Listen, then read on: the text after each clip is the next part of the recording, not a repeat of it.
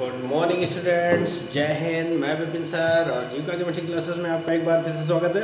Hello students, आप पढ़ रहे हैं क्लास 11 चैप्टर नंबर 4, यानी कि आप पढ़ रहे हैं केमिस्ट्री में, रसायन विज्ञान में क्लास 11 चैप्टर नंबर 4। और इसका आज आप पार्ट 9 पढ़ने जा रहे हैं। क्या पढ़ने जा रहे हैं? पार्ट 9 पढ़ने जा रहे हैं आप। और पार्ट 9 की जो हेडिंग है, यानी आज का जो टॉपिक है वो ये है, संयोजी कोष इलेक्ट्रॉन युग्म प्रतिकर्षण सिद्धांत। ठीक है, संयोजी कोष इलेक्ट्रॉन युग्म प्रतिकर्षण सिद्धांत। तो इसको इंग्लिश में कह सकते हैं वैलेंस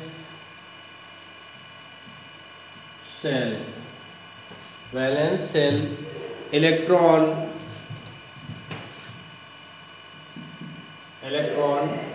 ठीक है ना, पेयर रिपल्सन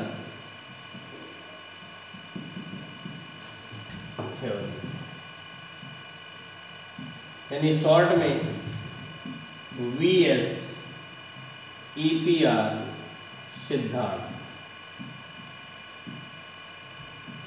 ठीक है ना, शॉर्ट में हम इसको क्या कहेंगे? VS EPR सिद्धांत, valence shell electron repulsion theory. ठीक है, इलेक्ट्रॉन युग्म संयोजी कोष इलेक्ट्रॉन युग्म प्रतिकर्षण सिद्धांत। ओके, ये था रहा हमारा आज का टॉपिक। और अब हम इसको क्या करना है, हमें डिफाइन करना है। कैसे इसको आगे बढ़ाएंगे, क्या इसकी वो लिखेंगे, डेफिनीशन लिखेंगे। तो आइए देखते।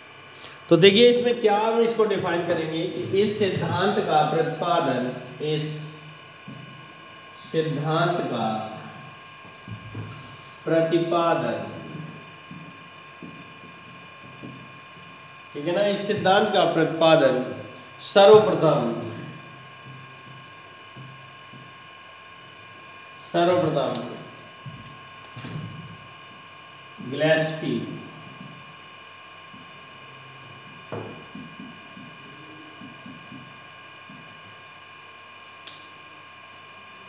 गिलेस्पी तथा निलहोम ने किया था, है ना। इस सिद्धांत का प्रतिपादन सर्वप्रथम गिलेस्पी तथा निलहोम ने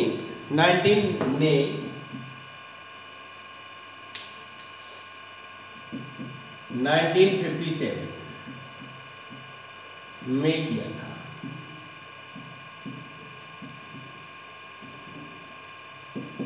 इस सिद्धांत का प्रतिपादन सर्वप्रथम गिलेस्पी तथा निलहोम ने 1957 में किया था, अर्थात 1957 में किया था। इनके अनुसार क्या बताया था इन्होंने? इनके अनुसार, ठीक है ना, कॉमा इन्वर्टेड कॉमा चालू हो करेंगे, कि सर्वप्रथम अणु की सर्वाधिक, यानी लिख सकते हैं किसी अणु की सर्वाधिक स्थायी संरचना, किसी अणु की सर्वाधिक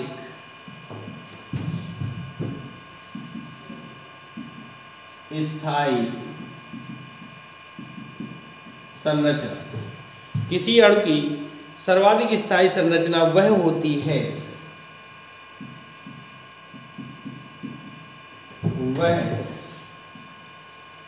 है जिसमें उसके संयोजी इलेक्ट्रॉन के बीच, वह होती है जिसमें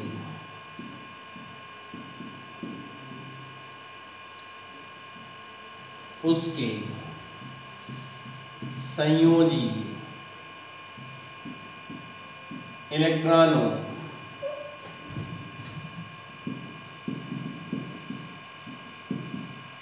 के बीच न्यूनतम प्रतिकर्षण हो।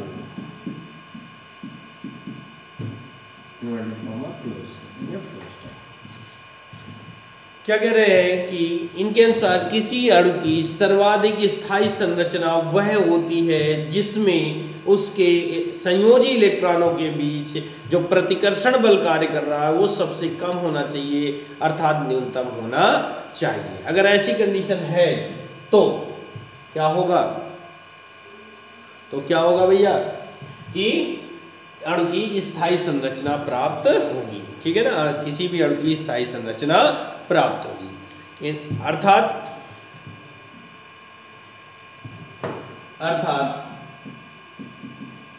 किसी अणु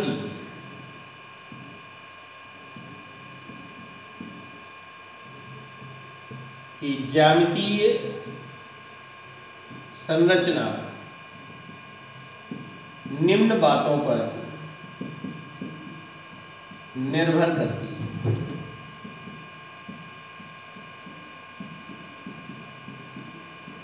निम्न बातों पर निर्भर करती है, यानी किसी अणु की ज्यामितीय संरचना बने वो कैसा बनेगा, लाइनियर है यानी रेखीय है, ट्राइगोनल है, ये ट्राइंगल में है, या फिर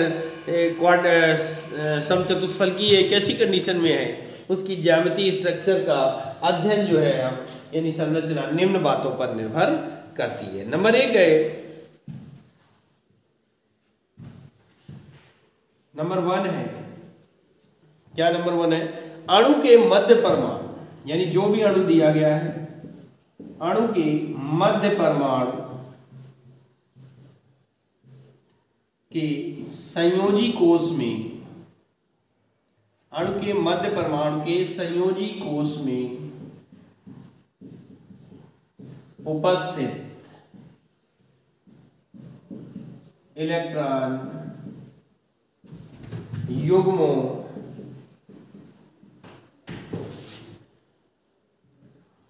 की संख्या पर, क्या कह रहा है कि ज्यामिति निम्न बातों पर निर्भर करती है। पहला पॉइंट है हमारा, अणु के मध्य परमाणु के संयोजी कोष में उपस्थित इलेक्ट्रॉन युग्मों की संख्या पर। अब अणु का मध्य परमाणु, जैसे कि हमारा मान लीजिए थोड़ी देर के लिए एग्जांपल लेते हैं, एग्जांपल हमारा H2O ले लिया, तो इसका HO और H है ना, ये हमारा मध्य परमाणु कौन है, ऑक्सीजन है।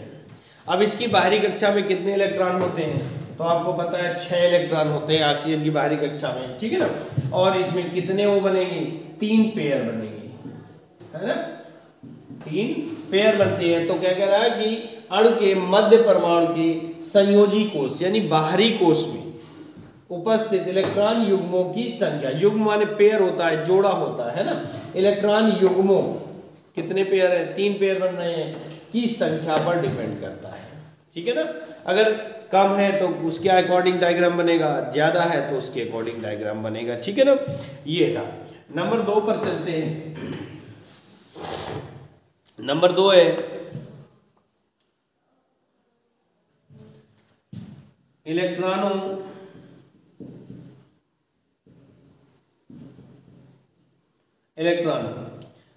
के बंध युग्मों की,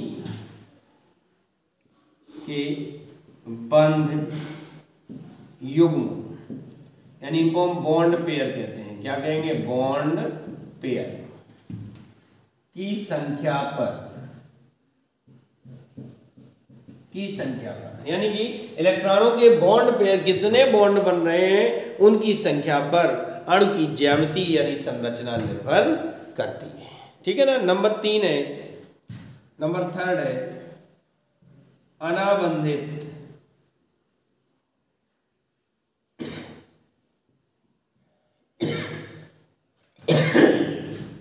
इलेक्ट्रॉन युग्म, इन्हें हम लोन पेयर कहेंगे, लोन पेयर की संख्या पर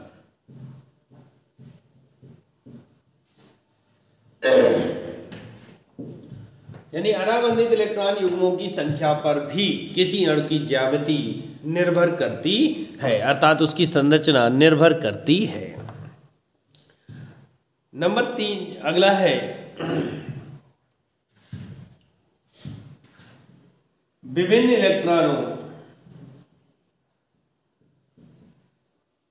विभिन्न इलेक्ट्रॉन युग्मों के मध्य प्रतिकर्षण बल भिन्न भिन्न होता है।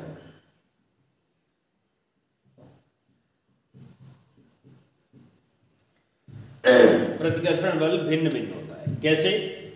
सबसे ज्यादा प्रतिकर्षण, यानी जो अब आपके पास तीन प्रकार की कंडीशन बनेगी, लोन पेयर बॉन्ड पेयर और बॉन्ड पेयर।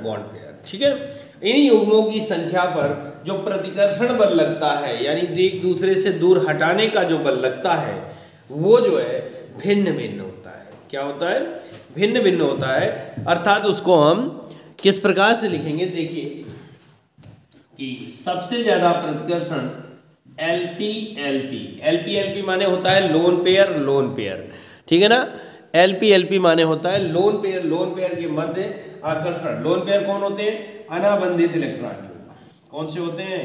अनाबंधित इलेक्ट्रॉन युग्म को हम लोन पेयर कहते हैं। ठीक है, इनमें प्रतिकर्षण बल सबसे ज्यादा होता है। फिर उसके बाद LPBP, यानी लोन पेयर भी हो और बॉन्ड पेयर भी हो तो उसके बीच प्रतिकर्षण होगा, और सबसे कम प्रतिकर्षण होता है बॉन्ड पेयर BP। ठीक है ना? यानी बॉन्ड पेयर।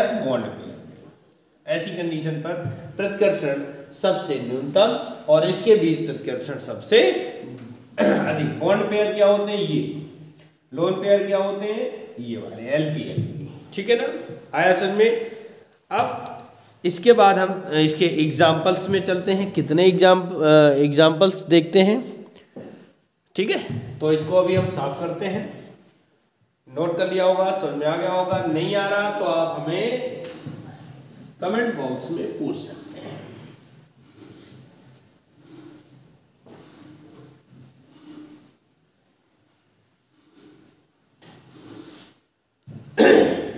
तो हमारा जो एग्जाम्पल है वो एग्जाम्पल नंबर फर्स्ट है NH3 अणु का बनना। ठीक है, एग्जाम्पल हमारा है NH3 अणु का, यानी अमोनिया अणु का बनना। कैसे बनेगा अमोनिया अणु, उसमें देखते हैं। लिख सकते हैं NH3 में नाइट्रोजन परमाणु sp3 संकरित होता है। NH3 में अमोनिया में नाइट्रोजन परमाणु जो होता है वो sp3 संकरित होता है, यानी इस पर sp3 संकरण पाया जाता है। इस आधार पर इसकी आकृति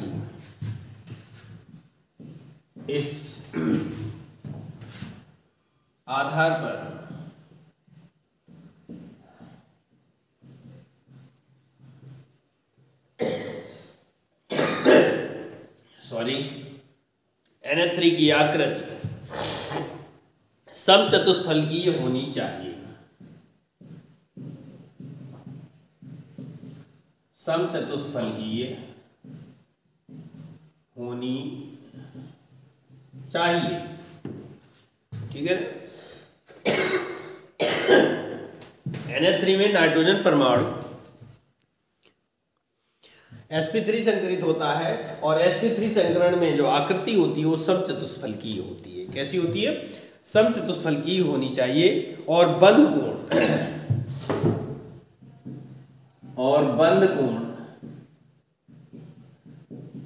109°28' का होना चाहिए। ठीक है ना? परंतु इसकी आकृति विकृत होती है, और बंध कोण परंतु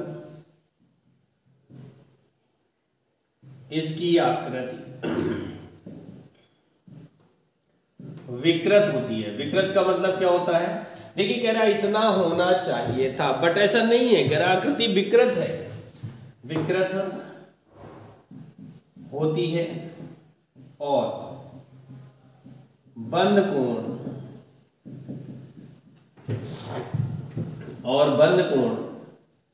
107 अंश रह जाता है। ठीक है ना। बंद कोण कितना रह जाता है, 107 अंश रह जाता है। ऐसा क्यों होता है, ऐसा क्यों हुआ, होना तो इतना चाहिए था लेकिन हुआ इतना, तो ऐसा क्यों होता है इसके बारे में जानने के लिए, यानी इसकी व्याख्या लिख सकते हैं क्या अगली लाइन से, कि इसकी व्याख्या, किसकी व्याख्या, कि ऐसा क्यों हुआ, है ना, इसकी व्याख्या VSEPR सिद्धांत द्वारा की जा सकती है।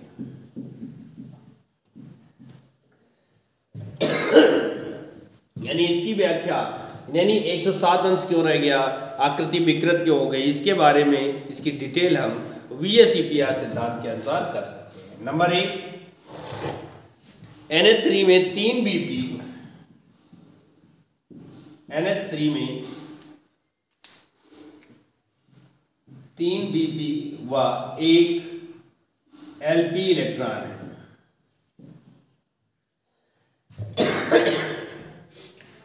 ठीक है, NH3 में 3 BP और 1 LP इलेक्ट्रॉन उपस्थित है। ठीक है ना। नंबर 2,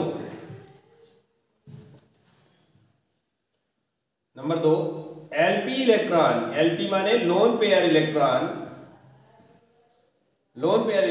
बॉन्ड पेयर इलेक्ट्रॉनों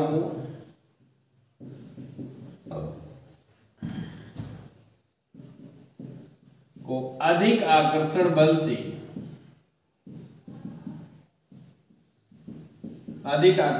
से प्रतिकर्षित करते हैं। ठीक है ना। LP इलेक्ट्रॉन BP इलेक्ट्रॉनों को अधिक आकर्षण बल से प्रतिकर्षित करते हैं। ठीक है ना। यानी अभी आपने पढ़ा था क्रम, LP के बीच प्रतिकर्षण ज्यादा होता है, BP के बीच प्रतिकर्षण कम होता है। ठीक है ना। फलस्वरूप, जिसके फलस्वरूप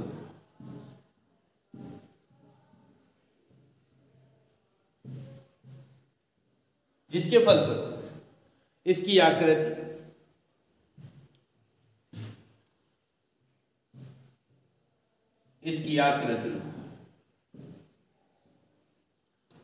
विकृत और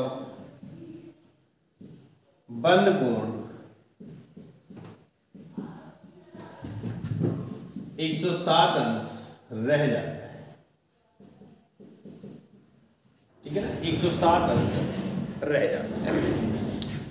अब आइए देखते हैं इसकी संरचना देखते हैं क्या होने वाली है। इसकी संरचना NH3 sp3 संकरण, कौन सा, हाइब्रिडाइजेशन, sp3 हाइब्रिडाइजेशन के अकॉर्डिंग इसकी संरचना जो है समचतुष्फल की होनी चाहिए। H और यहां पर इसके 2 इलेक्ट्रॉन बच जाते हैं। आपको पता है नाइट्रोजन की बाहरी कक्षा में कितने इलेक्ट्रॉन होते हैं, 5, जिनमें से 3 साझा कर लिया। तो भैया देखो ये इलेक्ट्रॉन कैसा है, एक बॉन्ड, एक ये बनेगी संरचना, एक ये हो जाएगी और एक ये हो जाएगी। ठीक है। अब देखिए ये कैसा इलेक्ट्रॉन है, ये इलेक्ट्रॉन लोन पेयर है जिसकी की साझेदारी नहीं है। तो यहां पर क्या हो जाएगा, ये बॉन्ड बना LP-BP और ये हो जाएगा BP-BP, ये भी होगा BP-BP, ये वाला होगा LP-BP, है ना। अभी आपने इससे पहले पढ़ा था, इसको हम क्या कहेंगे, LP इलेक्ट्रॉन, इनको क्या कहेंगे, BP और BP, 3 बॉन्ड बन रहे हैं, 3 BP। आपने पढ़ा नंबर 1 में कि NH3 में 1 2 3 BP हैं और 1 LP है ना। अब चूंकि इनके बीच प्रतिकर्षण, ठीक है ना, LP-BP के बीच प्रतिकर्षण बल BP-BP से अधिक होता है, तो ये क्या करेंगे, इसको अब इस समय जो अमोनिया की संरचना है, बॉन्ड एंगल 107, सॉरी यहाँ पे ना लिख करके इस पे लिखते हैं 109.28 मिनट है। कितना है भैया? 109.28 मिनट का एंगल है। लेकिन होता क्या है कि इनके बीच प्रतिकर्षण अधिकतम होने के कारण ये इसको थोड़ा सा दबा देते हैं। तो जब इसको दबा देंगे तो इसकी आकृति जो है थोड़ी सी विकृत हो जाएगी। ठीक है, इसकी आकृति थोड़ा सा क्या हो जाएगी? विकृत हो जाएगी। और बंद कोण 107 अंश रह जाता है। ठीक है ना? बंद कोण कितना हो जाता है? 107 अंश रह जाता है।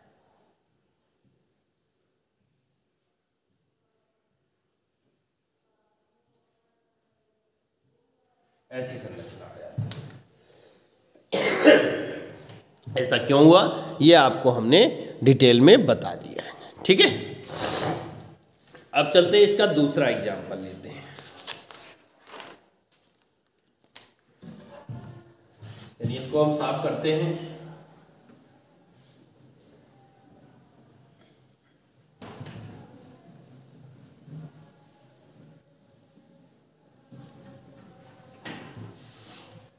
और नंबर 2 पर एग्जाम्पल नंबर 2 है H2O अणु का बनना। ठीक है, जल के अणु का बनना है। कैसे होगा?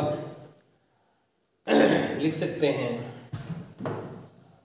H2O में ऑक्सीजन परमाणु sp3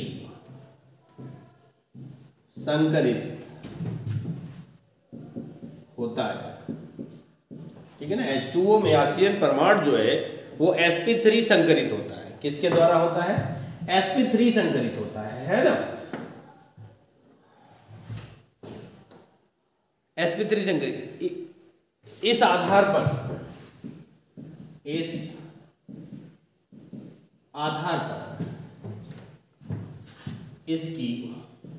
इसकी माने H2O की आकृति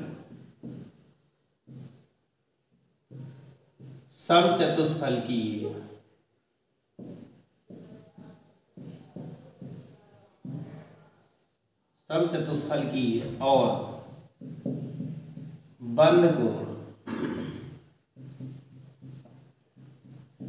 109.28 मिनट। ठीक है ना?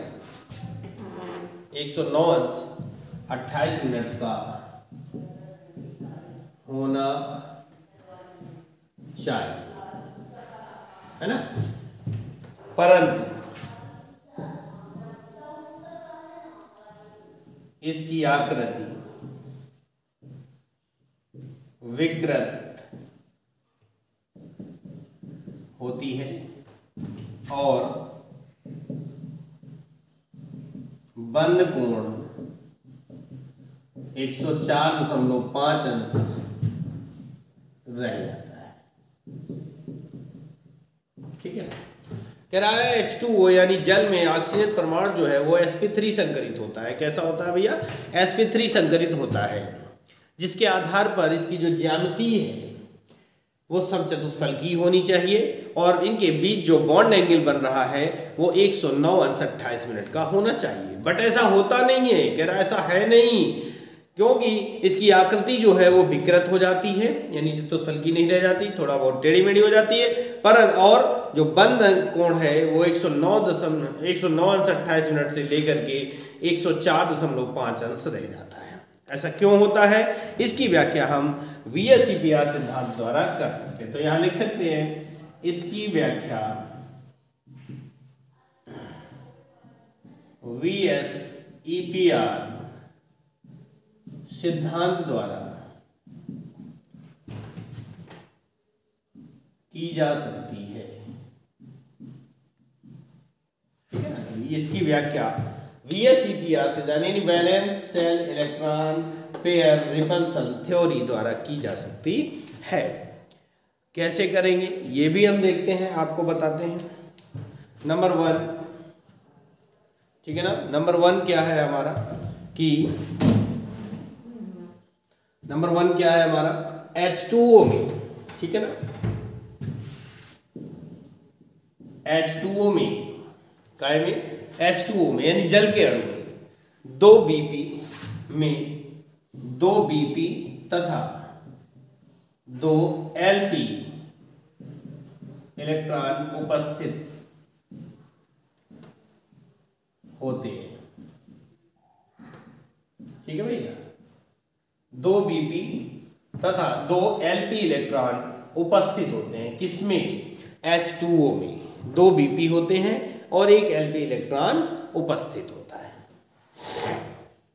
आया समझ में कि H2O में 2 Bp इलेक्ट्रॉन होते हैं और 1 Lp इलेक्ट्रॉन उपस्थित होता है, ठीक। आगे चलते हैं तो हम देखते हैं क्या है कि नंबर दूसरी कंडीशन जो है, नंबर 2 है Lp इलेक्ट्रॉन हो, Lp इलेक्ट्रॉन हो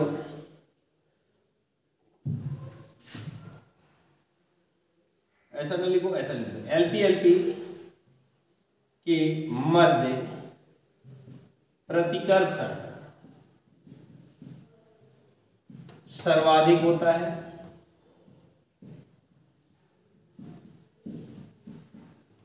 ठीक है ना। प्रतिकर्षण कैसा होता है, सर्वाधिक होता है, जिसके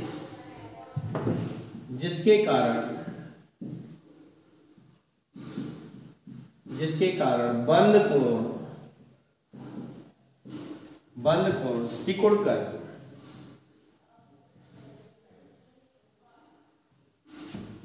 104.5 अंश रह जाता है और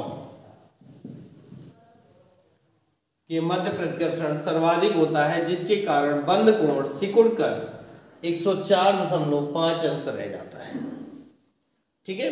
और आकृति और ज्यामितीय विकृत हो जाती है, और ज्यामितीय विकृत हो जाती है, ठीक है ना। अब देखिए कैसे इसका संरचना बनाते हैं हम। H2O H और H, जिसमें कि 4 इलेक्ट्रॉन ऐसे हैं जो Lp बॉन्ड बनाते हैं, ऐसा और ऐसा हम लेते हैं, ये दोनों बॉन्ड बनाएंगे, है ना।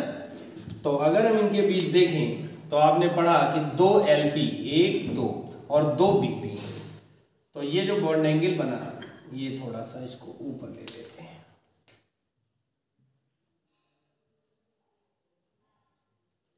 ठीक है। ये क्या बनेगा, ये हो जाएगा Lp Bp, ये क्या होगा Bp और Bp, ये होगा आपका Lp एंड Bp, और ये जो बनेगा ये होगा Lp है ना। तो इसमें क्या होता है कि तीनों प्रकार के प्रतिकर्षण पाए जाते हैं, किसमें H2O के अणु में तीनों प्रकार के प्रतिकर्षण पाए जाते हैं, और ये जो एंगल है इसके अकॉर्डिंग 109.28 का होना चाहिए, समझ में आएगा। H2O में Lp प्रतिकर्षण है, Lp Bp है, Bp Bp है, अर्थात तीनों प्रकार के प्रतिकर्षण पाए जाते हैं। अब जब तीनों प्रकार के प्रतिकर्षण होंगे तो सर्वाधिक प्रतिकर्षण किसके बीच है, Lp की। तो ये क्या करेंगे, इसकी आकृति को ऐसे दबा देंगे, फैला देंगे, तो जब ये फैलेगा तो ये चीज अपने आप सिकुड़ेगी, अर्थात बन जाएगा OH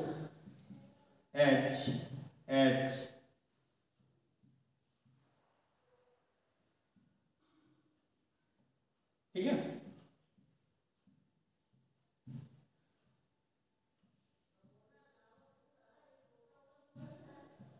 ये बना कितना 104.5 अंश का जाता है। ये है VSEPR सिद्धांत, ठीक है ना, जिसके बारे में H2O के 2 एग्जाम्पल आपने पढ़ लिए, क्लियर हुआ, और दोनों की डिटेल आपने जान ली।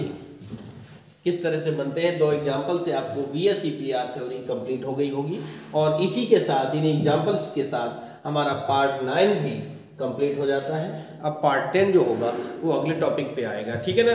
तब तक के लिए नमस्कार, जय हिंद। वीडियो पसंद आए तो लाइक करें, शेयर करें और अगर चैनल में नए हैं तो चैनल को सब्सक्राइब करें, बेल आइकन को प्रेस करें, जिससे कि आपके पास सारे वीडियोस के नोटिफिकेशन आप तक पहुंचेगा। और वीडियो देखने में लापरवाही ना करें, शर्मिंदगी क्यों करते हो भाई, थोड़ा थोड़ा क्यों देखते हो, पूरा वीडियो देखो जिससे कि आपके पास पूरी केमिस्ट्री की नॉलेज पहुंच सके। ओके, जय हिंद।